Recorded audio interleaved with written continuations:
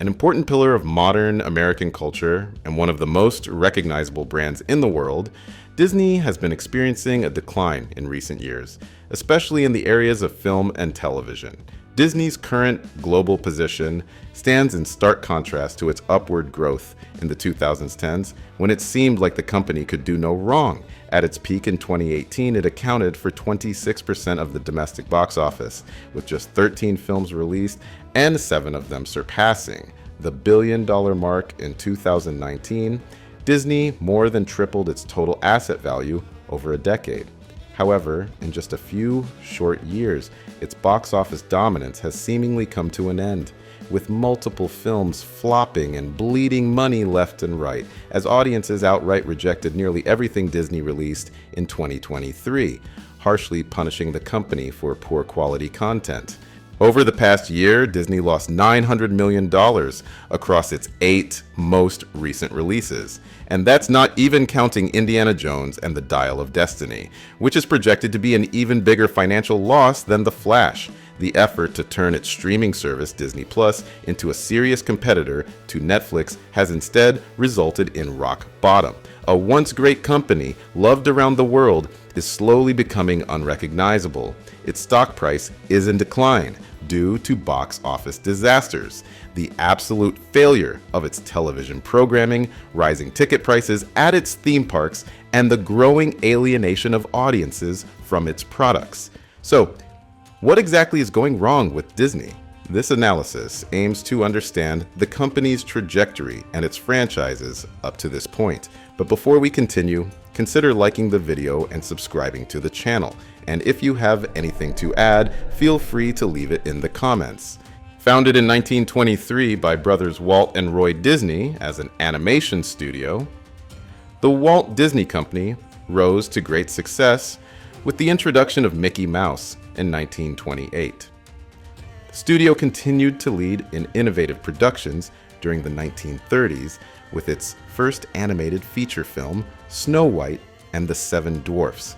Thanks to the success of that film, the studio expanded further in the 1940s with major hits including Pinocchio, Fantasia, Dumbo, and Bambi. In the 1950s, the future conglomerate continued to grow its operations with the opening of the Disneyland theme park in Anaheim, California. In 1971, they launched the Disney World Resort in Orlando, which featured the Magic Kingdom theme park, along with several other resorts and parks that opened over time, such as Epcot Center, Hollywood Studios, and Animal Kingdom.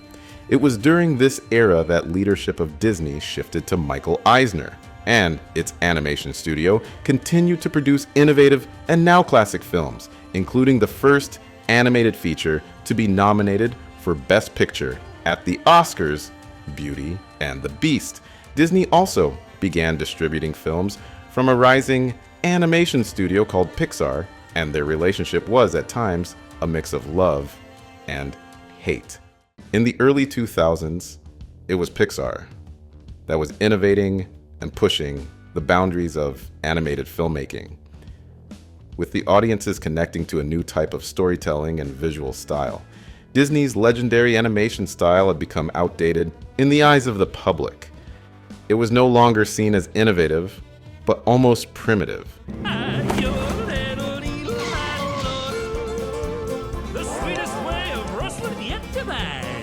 This was reflected in the box office performance of one of Disney's last 2D animated films in 2004, Home on the Range, which cost $110 million to produce and grossed only $76 million worldwide.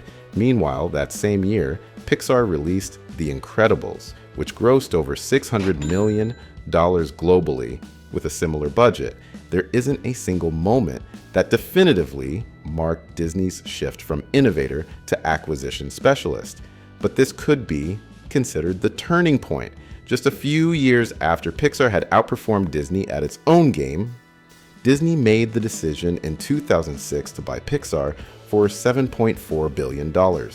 With that acquisition, Disney eliminated any competition, while simultaneously expanding its portfolio of valuable assets. Now, it didn't need to create anything special, it had already bought it. So what did Disney do next? More of the same. In 2008, Marvel had managed to bounce back from bankruptcy. The company had declared bankruptcy in the 1990s, but secured enough funding to start its own production company, Marvel Entertainment. They took a massive risk by producing and releasing Iron Man, starring Robert Downey Jr., and distributed by Paramount. The gamble paid off, and the film was a massive success. It didn't take long for Disney to come knocking. Disney saw the marketing potential in superheroes. The previous years had already seen major box office success from comic book adaptations like X-Men and Spider-Man, and now even lesser-known heroes like Iron Man were proving profitable. Disney officially bought Marvel, which included all of its characters, for a bargain price of $4 billion, arguably the biggest steal in modern entertainment history.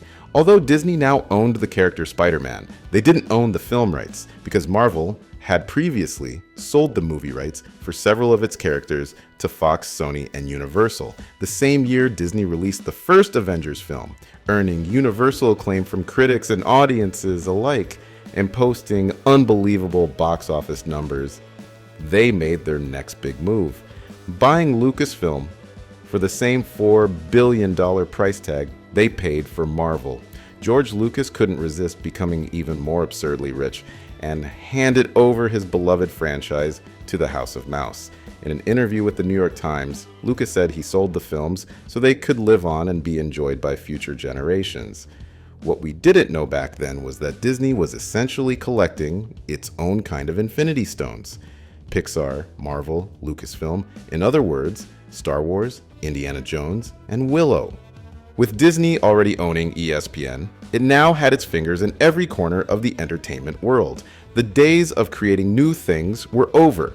This was now the era of acquisitions and expansions, like any proper empire. And for Disney, that meant announcing a plan not only to release a brand new Star Wars sequel trilogy, but also spin-off films every 2 years. That's right, Disney's original plan was to release a new Star Wars film every single year. Meanwhile, the Marvel Cinematic Universe was absolutely exploding thanks to the Avengers films. But something was missing. More specifically, Spider-Man and the X-Men. Sony's Amazing Spider-Man franchise had completely fizzled out, and the MCU was on fire. Soon it was announced that Sony and Disney had struck a deal to share the character and bring him into the MCU.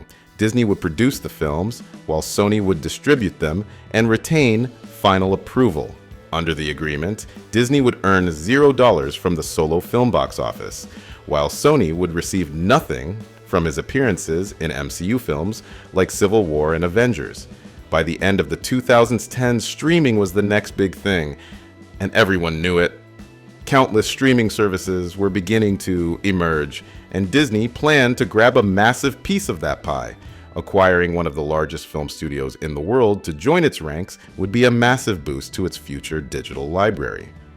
Along with the hopes of extending MCU dominance by finally bringing in the X-Men and Fantastic Four, a bidding war began, and Disney came out on top, buying 20th Century Fox for a staggering $71 billion. For comparison, Disney was worth $63 billion in 2008. In 2019, when the deal was finalized, Disney's total assets were worth a staggering $196 billion. CEO Bob Iger was quoted saying that Disney and Fox's unmatched collection of companies and franchises would allow them to create more compelling, high-quality content, expand direct-to-consumer offerings, and international presence, and deliver more personalized and immersive entertainment experiences to meet the growing global demand. However, just as Disney was reaching a peak of market dominance in 2020, the pandemic would wreak havoc on the global economy, including Disney's finances. But the decline can be traced back even when the company was still raking in billions at the box office. By the mid-2010s, the novelty of the MCU was in full swing, and the excitement surrounding the new Star Wars films was intense. Disney was basically trading off the record for highest opening weekend with itself, alternating between new Star Wars and Marvel movies. The Force Awakens opened to over $240 million.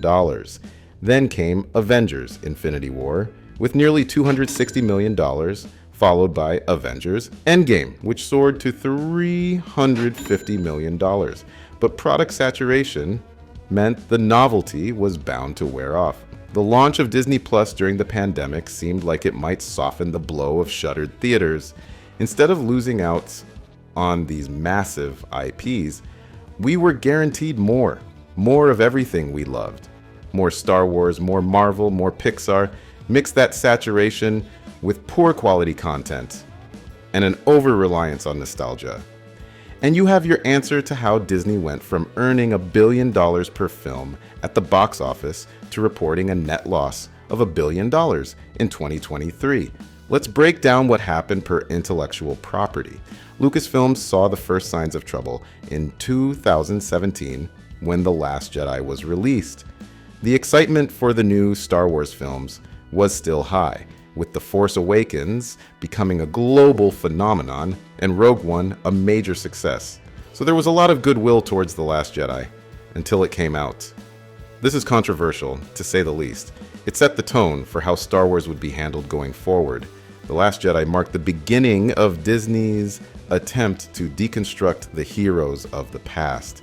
The Force Awakens used nostalgia to attract the older fan base, but Disney had its eyes set on the future, introducing new characters with the hope that a new generation of people would grow up with them. But this led to the deconstruction of Luke Skywalker and the destruction of his legacy in the story by making a new character smarter and better than him, without truly earning it. The hero's journey left fans absolutely furious. The effects were felt immediately with the second anthology film, Solo, becoming the first Star Wars film to fail at the box office. They tried to stabilize the ship by bringing J.J. Abrams back for the third episode of the sequel trilogy.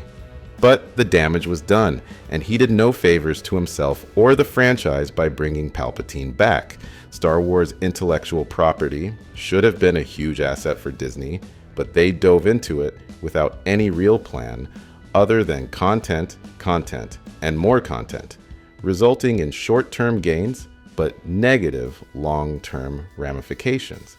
The pandemic caused delays in their Phase 4 cinematic releases for an entire year. So when Disney Plus was launched, an entire backlog of products was dumped onto the audience. In a single calendar year, the franchise went from having 2 or 3 releases annually to a staggering 9 releases in 2021. The engine didn't slow down, with another 9 releases in 2022. In just 2 years, MCU's production almost matched the total of its first 12 years. Something absolutely insane when you think about it. MCU productions have gone from being events to something you completely ignore, and the TV shows that were supposed to be the cornerstone of Disney Plus's launch quickly became a total joke. Fast forward to the present, and Secret Invasion, starring Samuel L. Jackson, garnered fewer viewers in 1 week than some YouTube channels get in a single day. Disney's aggressive acquisition strategy initially seemed successful, but the company has struggled to manage and honor the franchises it bought. The constant stream of content has led fans to see new releases as oversaturated and uninspired, weakening once beloved brands. By releasing their content so quickly and not dedicating enough time or thought to developing these films and series, Disney seems to be displeasing the audience. The same can be said for their live-action remakes of animated classics. Despite initial success, public interest in these films has waned due to the perception of lower quality and lack of originality. Disney also seems to be struggling to find the right balance between theatrical releases and streaming content. With some Pixar films debuting on Disney Plus rather than in theaters, they are diminishing the perceived value of these films, which traditionally were a huge draw at the box office. Even more concerning is how Disney will manage the Marvel assets they acquired with the Fox purchase. Until they can incorporate the X-Men and the Fantastic Four into the MCU, the audience might have already grown tired of the franchise. With each new MCU production costing hundreds of millions of dollars, Disney may be setting itself up for a financial disaster if it continues down this path. Hollywood, in general, has turned to focus more on social justice issues rather than actually making something good, and Disney stands right alongside its fellow studios. By doing this, there's no clearer evidence than the literal diversity requirements that the Academy of Motion Picture Arts and Sciences issued if you want to be considered for an Oscar nomination. Moving forward, the tension between Disney and its fans is palpable. Each passing year, someone in production or one of its subsidiary studios will shout words of scrutiny at anyone who dares to criticize their product, hiding behind some sort of oppression shield to blame their own audience for the failure at the box office or low viewership. Just this year, the MCU saw a film actually lose money. Disney Plus lost 4 million subscribers. A live-action remake of one of their classic animated films simply flopped. A Lucasfilm production of Indiana Jones 5 became a financial disaster, and a Pixar film was forgotten in theaters. Disney will never fully disappear, but empires rise and empires fall, and we may be witnessing that happen in real time.